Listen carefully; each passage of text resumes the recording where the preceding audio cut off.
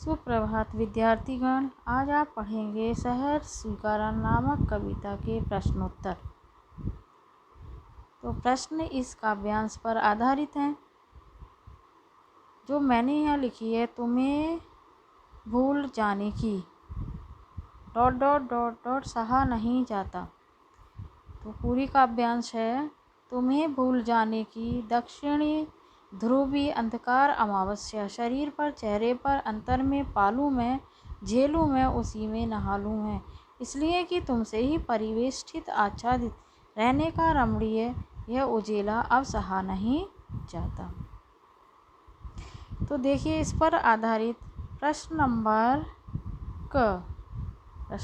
क। यहाँ अंधकार अमावस्या के लिए क्या विशेषण इस्तेमाल किया गया है और उससे विशेष्य में क्या अर्थ जुड़ता है। यहाँ अंधकार अमावस्या के लिए क्या विशेषण इस्तेमाल किया गया है और उससे विशेष्य में क्या अर्थ जुड़ता है। उत्तर है अंधकार अमावस्या के लिए दक्षिणी ध्रुवी विशेषण का प्रयोग किया गया है। अंधकार अमावस्या के लिए दक्षिणी ध्रुवी विशेषण का प्रयोग किया गया है। इस विशेषण के प्रयोग से विशेष्य अंधकार में और अधिक घनत्व आ गया है। घना अंधेरा और अधिक घुप हो गया है। घना अंधेरा और अधिक घुप अंधेरा हो गया है। एक बार फिर अंधकार अमावस्या के लिए दक्षिणी ध्रुवी विशेषण का प्रयोग किया गया है।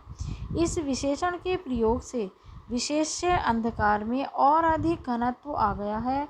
घना अंधेरा और अधिक घुप अंधेरा हो गया है।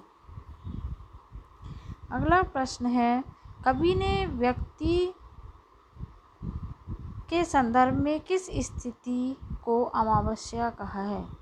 कवि ने व्यक्ति के संदर्भ में किस स्थिति को अमावस्या कहा है। उत्तर है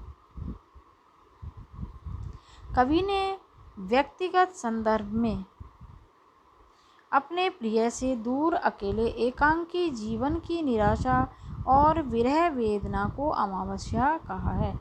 कवि ने व्यक्तिगत संदर्भ में अपने प्रिय से दूर अकेले एकांकी जीवन की निराशा और विरह वेदना को अमावस्या कहा है। अगला है, इस स्थिति से ठीक विपरीत रहने वाली कौन सी स्थिति कविता में व्यक्त हुई है। इस स्थिति से ठीक विपरीत ठहरने वाली कौन सी स्थिति कविता में व्यक्त हुई है। इस वैपरीत्य को व्यक्त करने वाले शब्द का उल्लेख करें। इस वैपरीत्य को व्यक्त करने वाले शब्द का उल्लेख करें। तो देखिए बच्चों, प्रिय को भूल जाने की दक्षिणी ध्रुवी अंधकार अमावस्या के विपरीत स्थिति है। प्रिय को भूल जाने की दक्षिणी ध्रुवी अंधकार अमावस्या के विपरीत स्थिति है।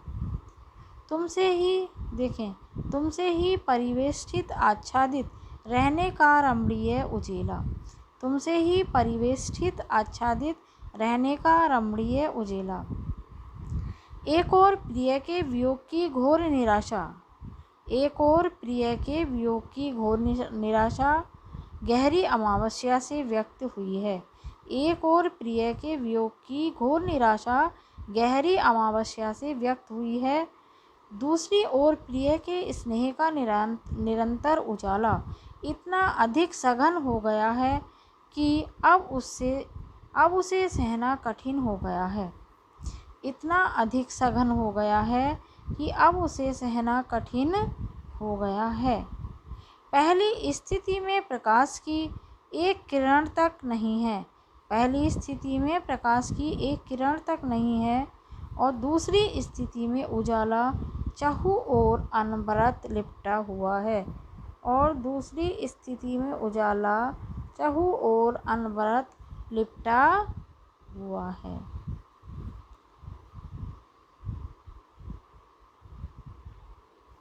अगला प्रश्न है, कवि अपने संबोध्य जिसको कविता संबोधित है।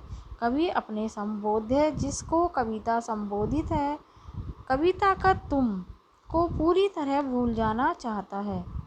इस बात को प्रभावी तरीके से व्यक्त करने के लिए क्या युक्ति अपनाई है? तरीका अपनाया है? रेखांकित अंशों को ध्यान में रखकर उत्तर दें। एक बार फिर, कवि अपने संबोध्य जिसको कविता संबोधित है, कविता का तुम को पूरी तरह भूल जाना चाहता है। इस बात को प्रभावी तरीके से व्यक्त करने के लिए क्या युक्ति अपनाई गई है? रेखांकित अंशों को ध्यान में रखकर उत्तर दें। रेखांकित अंश हैं भूल जाने की, अमावस्या, शरीर, अंतर, पालूं, झेलूं, नहालूं। कवि ने अपने प्रिय को पूरी तरह भूल जाना चाहता है। कवि अपने प्रिय को पूरी तरह भूल जाना चाहता है। वह मनोस्थिति किसी अमावस जैसी ही होगी। वह अमावस जिसमें चांद का नामो निशान नहीं होता। कभी अपने प्रिय रूपी चांद से बिल्कुल अलग हो जाना चाहता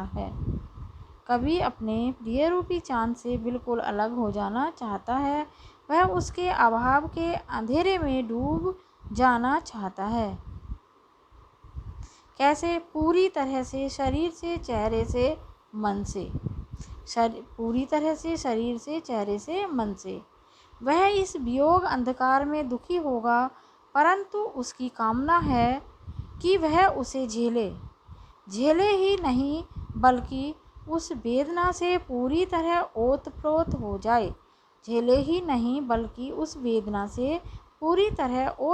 हो जाए। इसके लिए कवि ने नहालू का प्रयोग किया है। इस प्रकार कवि ने प्रिय के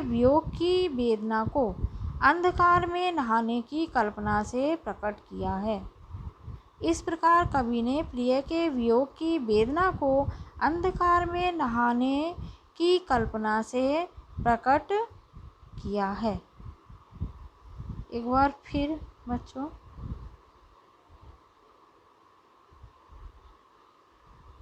कवि अपने प्रिय को पूरी तरह भूल जाना चाहता है। वह मनोस्थिति किसी अमावस जैसी ही होगी। वह अमावस जिसमें चांद का नामो निशान नहीं होता।